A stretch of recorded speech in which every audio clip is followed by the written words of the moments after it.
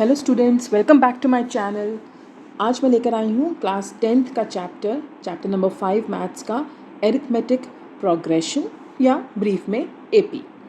तो क्या होता है, पहले बात करते हैं कि एरिथमेटिक प्रोग्रेशन है क्या कॉन्सेप्ट है इसका बेसिक, वो समझते हैं इस वीडियो में। ठीक है, तो व्हाट इज़ एन एपी या what is arithmetic progression. Suppose मेरे पास एक सीक्वेंस ऑफ नंबर्स है। ठीक है, मैंने लिखा हुआ है 3, फिर 8, फिर 13, 18, 23 एंड सो ऑन।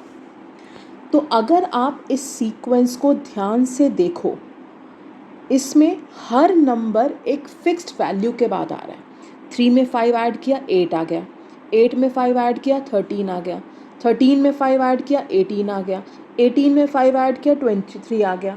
तो मुझे पता चल रहा है कि इसमें हर नंबर 5 के गैप के बाद आ रहा है। तो नेक्स्ट नंबर ऑटोमेटिकली मैं निकाल सकती हूँ। 23 + 5 28 + 5 33 एंड सो ऑन। तो एक ऐसा सीक्वेंस ऑफ नंबर्स जिसमें हर अगला नंबर एक फिक्स्ड वैल्यू के बाद आता है, एक फिक्स नंबर के बाद आता है, एक फिक्स डिफरेंस के बाद आता है, उसे हम बोलते हैं एरिथमेटिक प्रोग्रेशन या AP. A sequence of numbers in which every successive number differs by a fixed value is called as an AP। ठीक है, तो मैंने क्या बोला, इसमें हर नंबर 5 + 5 करने पर आ रहा है, राइट। तो जितनी एक फिक्स्ड वैल्यू होती है कि हर नंबर 5 के गैप के बाद आ रहा है, तो 5 क्या हो जाएगा, इसका कॉमन डिफरेंस। क्या बोला मैंने कि जितने के गैप के बाद अगला नंबर आता है वो फिक्स्ड गैप है। देखो हर बारी 5 का ही गैप चल रहा है। सो उस फिक्स्ड गैप को, उस फिक्स्ड वैल्यू को, उस फिक्स्ड डिफरेंस को बोला जाता है कॉमन डिफरेंस, जिसको हम डिनोट करते हैं स्मॉल d से। Let's take another example. Suppose मैंने ऐसा कुछ लिखा हुआ है 10, 7, 4, 1, -2 एंड सो ऑन। अब इसमें भी अगर आप देखो तो हर नंबर एक फिक्स्ड गैप के बाद आ रहा है। 10 में से 3 माइनस किया 7 आ गया, 7 में से 3 माइनस किया 4 आ गया, 4 में से 3 माइनस किया 1 आ गया, 1 में से 3 माइनस किया -2 आ गया। ऐसे मुझे पता है अगला क्या आएगा, -2 में से -3 करेंगे क्या आ जाएगा, -5 एंड सो ऑन। तो इसमें भी हर अगला नंबर एक फिक्स्ड वैल्यू के बाद आ रहा है, इसलिए ये भी क्या है, एक एपी। और इसका कॉमन डिफरेंस क्या है, -3। इस केस में कॉमन डिफरेंस क्या था, 5। तो क्या है कॉमन डिफरेंस, वो फिक्स्ड वैल्यू जिसके बाद हर अगला नंबर आता जाता है। जैसे इसमें हर अगला नंबर 5 के गैप के बाद आ रहा है तो इसका कॉमन डिफरेंस 5 हो गया। इसमें हर अगला नंबर -3 के गैप के बाद आ रहा है तो इसका कॉमन डिफरेंस -3 हो गया। Let's take another example. अगर मैंने ऐसा कुछ लिखा हुआ है 4, 4, 4, 4, तो क्या ये एक एपी है? आप तो बोलोगे नहीं, क्योंकि कोई डिफरेंस ही नहीं है। लेकिन अगर आप लॉजिकली देखो तो हर नंबर 0 के गैप के बाद आ रहा है। 0 भी तो एक नंबर होता है ना भाई, तो हर नंबर 0 के गैप के बाद आ रहा है, तो ये भी एक एपी है। तो इसमें डी क्या हो जाएगा, 0। इसका मतलब क्या है, एक एपी जिसमें एक फिक्स सीक्वेंस, एक फिक्स नंबर के बाद अगला नंबर आता है, राइट। और उस फिक्स नंबर को बोलते हैं कॉमन डिफरेंस। और कॉमन डिफरेंस पॉजिटिव भी हो सकता है, नेगेटिव भी हो सकता है, 0 भी हो सकता है। Common difference can be positive, can be negative as well as 0। तो ये तीनों ही एग्जाम्पल्स हैं एपी के, एक ऐसा सीक्वेंस ऑफ नंबर्स जिसमें हर अगला नंबर एक फिक्स्ड वैल्यू, एक कॉमन डिफरेंस के बाद आता है, उसे बोला जाता है एक एपी। ठीक है, क्लियर? चलिए आगे समझते हैं। तो let's take an example of a simple AP. मैंने लिया 2, 5, 8, 11, 14 एंड सो ऑन।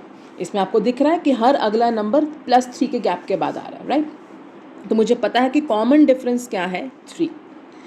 अब इन नंबर्स को क्या बोलते हैं, जो नंबर्स एक सीक्वेंस में हैं। पहले नंबर को डिनोट किया जाता है ए से, तो ये फर्स्ट नंबर है। इस सीक्वेंस का सेकंड नंबर है 5, इसे डिनोट करेंगे A2 से। ये थर्ड है, इसे A3 से। ये फोर्थ है, A4 से, A5 से, A6, A7, A10, A100, ऐसे करते करते कहीं तक भी जा सकते हैं हम। कहाँ तक जा सकते हैं, n तक। कुछ भी हो सकता है, 100, 1000, 1 लाख 2 लाख कुछ भी हो सकता है। तो फर्स्ट हो गया ए, सेकंड हो गया A2, फिर थर्ड हो गया A3, A4, A5, ऐसे कहाँ तक जा सकती हूँ मैं, AN तक। N कुछ भी हो सकता है, N 10, 20, 100, 200 कुछ भी हो सकता है, राइट। तो first number A, second number A2, third number A3, fourth A4, A5, A6 and so on. अब एक सिंपल सी चीज़ समझते हैं। पहला नंबर मेरे पास है 2, ठीक है।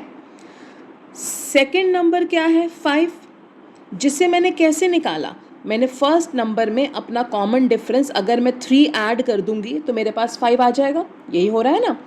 2 में मैंने 3 ऐड किया, क्या आ गया मेरे पास 5, 5 में 3 ऐड करूँगी मेरे पास 8 आ जाएगा, 8 में 3 ऐड करूँगी मेरे पास 11 आ जाएगा एंड सो ऑन।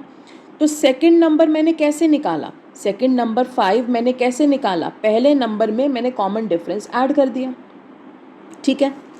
अब थर्ड नंबर कैसे निकलेगा, थर्ड नंबर है 8, तो मैं सेकंड नंबर में एक बार और कॉमन डिफरेंस ऐड कर दूंगी। तो सेकंड नंबर क्या था मेरा 5, यानी कि 2 + 3, उसमें मैं कॉमन डिफरेंस एक बार और ऐड कर दूंगी तो मेरे पास थर्ड नंबर आ जाएगा।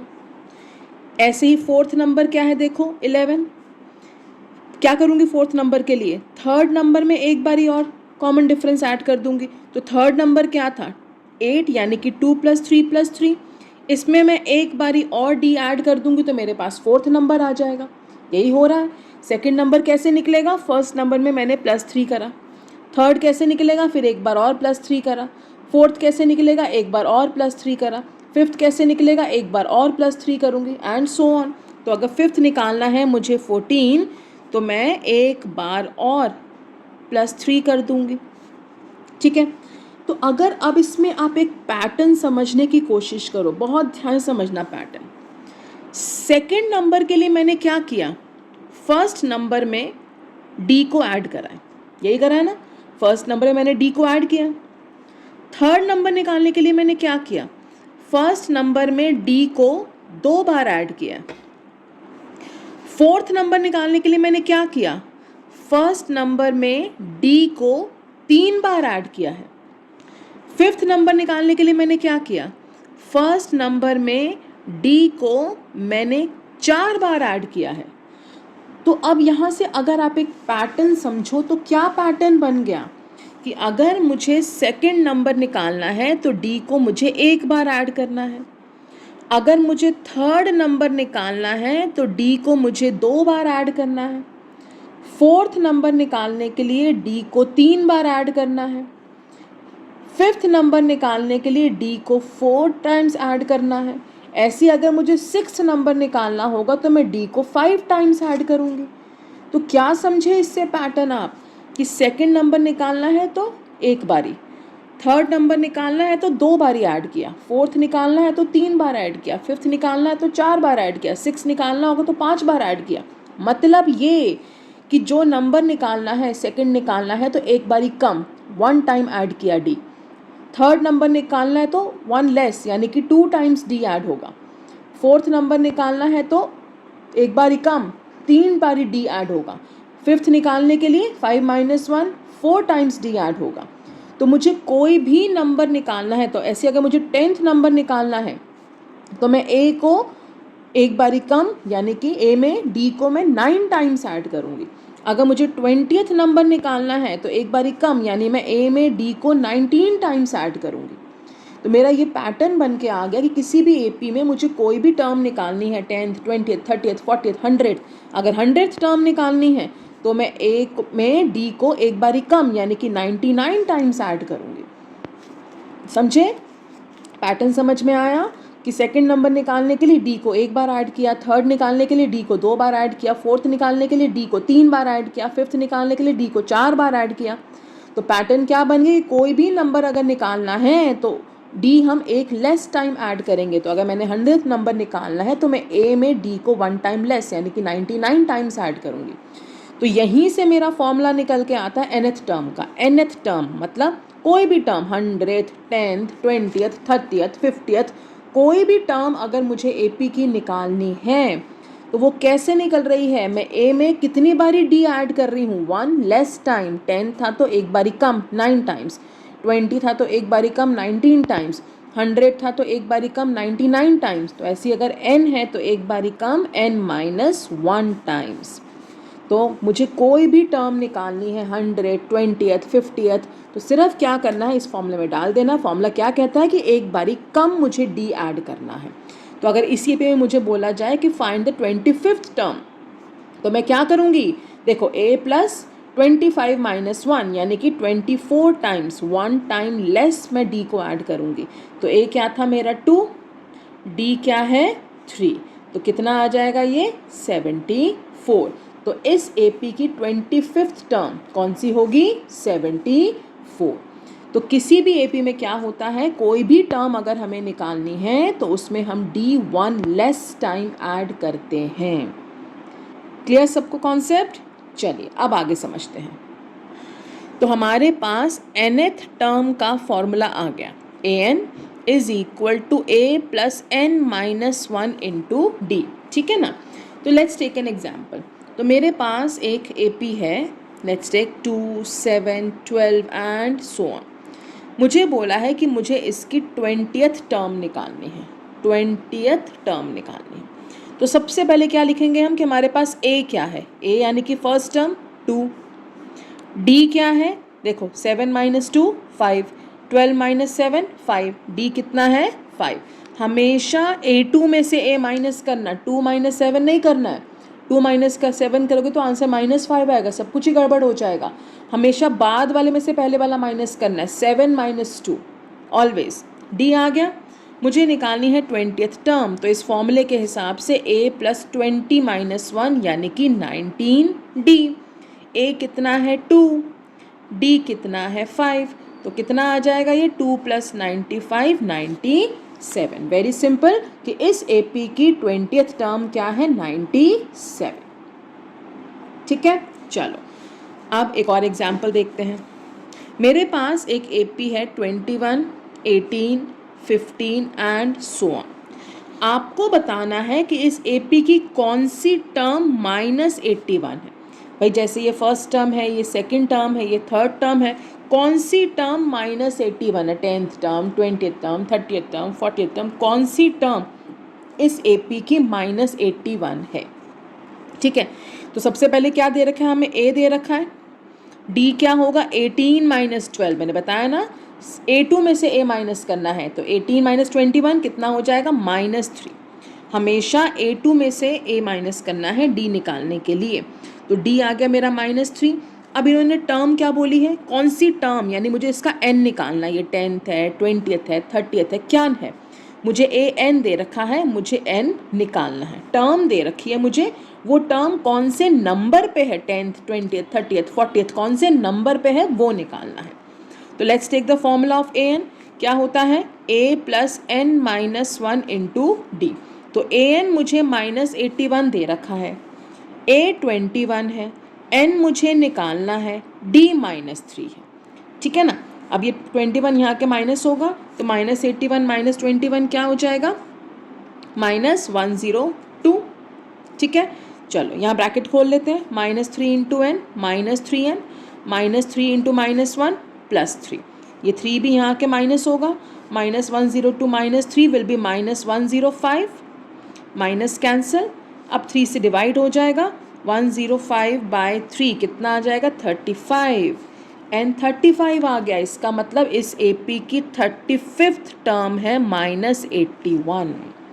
तो क्या बोला था क्वेश्चन में कि हमारे पास एक सीक्वेंस ऑफ नंबर्स है, आपको बताना है कि उसकी कौन सी टर्म -81 है, कौन सी पोजीशन पे जाके, कौन से नंबर पे जाके -81 आ रहा है, यानी हमें an दे रखा है, हमें उसका n निकालना था। ठीक है जी, क्लियर।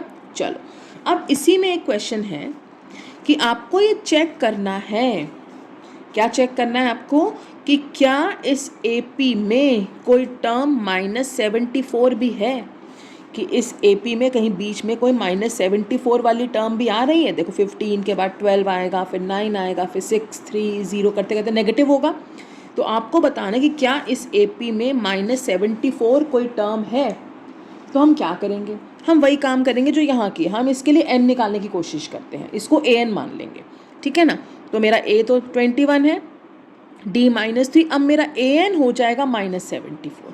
तो लेट्स सी हम क्या कर रहे हैं, ए एन का फॉर्मूला लगाया मैंने, ए एन है -74, ए है 21, एन निकालना है हमें, डी हो गया -3। क्या बोला है क्वेश्चन में, मुझे चेक करना है कि इस ए पी में -74 कोई टर्म है या नहीं। तो हम क्या करेंगे, ए एन को -74 मान के उसका एन निकालने की कोशिश करते हैं। तो लेट्स फाइंड एन। 21 क्या होगा यहाँ के माइनस, तो -74 -21 यानी कि -95, यहाँ ब्रैकेट खोल लेंगे, -3n + 3, ये भी यहाँ के माइनस होगा, -95 -3 -98, n कितना आ जाएगा 98/3, जो डिविजिबल नहीं है। अब क्या मतलब हुआ इस चीज़ का, क्या मैं कह सकती हूँ कि मेरे एपी में 98/3 टर्म्स हैं? कैन यू से कि आपके पास 2/3 जीन्स हैं? कैन यू से कि आपके पास 12/5 बुक्स हैं? नो, कभी भी किसी चीज़ का नंबर होता है वो हमेशा एक नेचुरल नंबर आएगा। ज़ीरो तो पॉसिबल ही ना, ज़ीरो से ऊपर कोई नंबर होगा, नेगेटिव भी नहीं हो सकता। कैन यू से यू हैव -5 जीन्स? नो। तो कभी भी n अगर हमें निकालना है तो वो हमेशा एक क्या होना चाहिए, एक नेचुरल नंबर ही होना चाहिए, कभी भी नेगेटिव नहीं होना चाहिए, कभी भी फ्रैक्शन नहीं होना चाहिए। तो यहाँ पे मेरा n फ्रैक्शन में आ रहा है, इसका मतलब इस AP में 98/3 टर्म -74 है, which is not possible. Number of terms तो कभी भी फ्रैक्शन में हो ही नहीं सकते। तो इसका मतलब इस AP में -74 जैसी कोई टर्म है ही नहीं। क्या बोला है क्वेश्चन में, चेक करो कि इस AP में -74 कोई टर्म है या नहीं। तो हमने -74 को an मान के उसका n निकाला। अगर तो n पूरा आ जाता, डिविजिबल होके एक मेरे पास होल नंबर आ जाता, तो मैं कहती कि हाँ भैया, जैसे मान लो 12 आ गए, फॉर एग्जांपल n 12 आ जाता, तो मैं क्या बोलती, इस AP की 12th टर्म -74 है। लेकिन अभी तो मेरा ये सिंप्लीफाई नहीं हो रहा, फ्रैक्शन में है। तो कभी भी n फ्रैक्शन में आए या नेगेटिव आए, इसका मतलब वो पॉसिबल नहीं है। इसका मतलब इस AP में -74 कोई टर्म है ही नहीं। क्लियर सबको? चलिए, ये था आपका चैप्टर का introduction. I am keeping it till here only, will continue in the next video. Till then you take care, keep revising, bye bye.